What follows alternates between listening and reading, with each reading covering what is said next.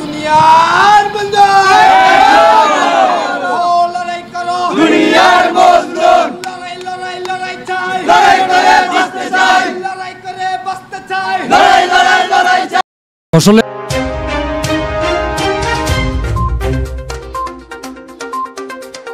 অপরূপ TV online আমি এই চট্টগ্রাম জেলা পাইমুবাট টেলার শ্রমিক ইউনিয়নের দীর্ঘ অনেক বছর সাধারণ সম্পাদক হিসাবে 2021 সালে ইনশাল্লাহ নির্বাচিত হয়েছি।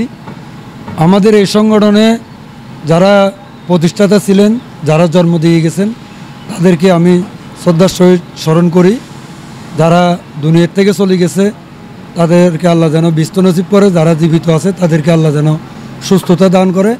আমার শ্রমিক ভাইয়েরা, যে সকল শ্রমিক ভাই আল্লাহ দুনিয়ার থেকে নিয়ে গেছে তাদেরকেও বিস্ত নসিব করুক, যারা অসুস্থ আছে তাদেরকে সুস্থতা দান করুক, যারা সুস্থ আছে গাড়ি নিয়ে এই প্রান্তে থেকে ওই প্রান্তে যাইতেছে তাদেরকে যেন আল্লাহ তাআলা বিপদ আপদ থেকে হেফাজত করে।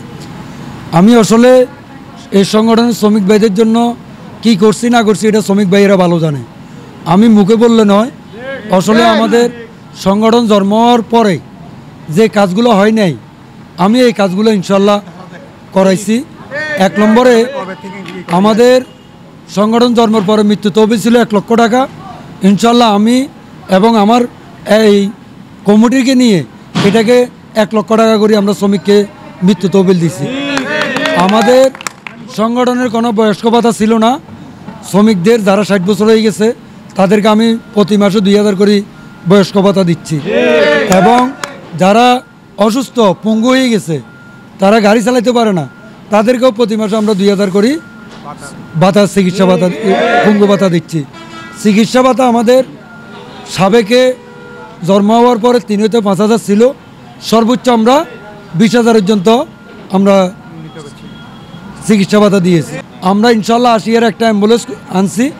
আমাদের সিপিআর গেটের শ্রমিকদের বাথরুম খুবই জরুরি ছিল, কেউ করে নাই, বর্তমান কমিটি 80 করছে।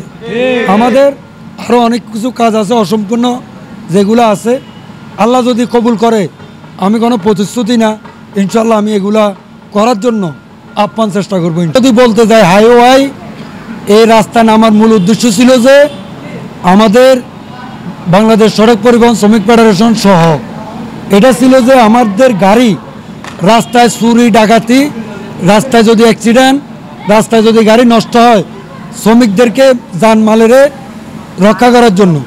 এখন হাইওয়ের মধ্যে আমাদের গাড়িগুলো রানিংয়ে সিঙ্গেল দিয়ে হাইওয়ে চাঁদাবাজি করতেছে, এটা একদম সত্য। আমার শ্রমিকের লাইট লাইসেন্স সরকার আমাকে হেভি লাইসেন্স দিচ্ছে না। লাইট লাইসেন্সের জন্য আমরা বারবার আন্দোলন করছি। আল্লাহ যদি আমাদেরকে বাঁচায় রাখে হাইওয়ের নির্যাতন থেকে, আমরা ইনশাল্লাহ প্রতিষ্ঠা চাই। আমরা আমাদের লাইসেন্স হেভি প্রাইমুভারের জন্য কিভাবে লাইসেন্স পাওয়া যায় সামনে ইনশাল্লাহ এটা নিয়ে আমার পুরাতন কাজ চলবে ইনশাল্লাহ।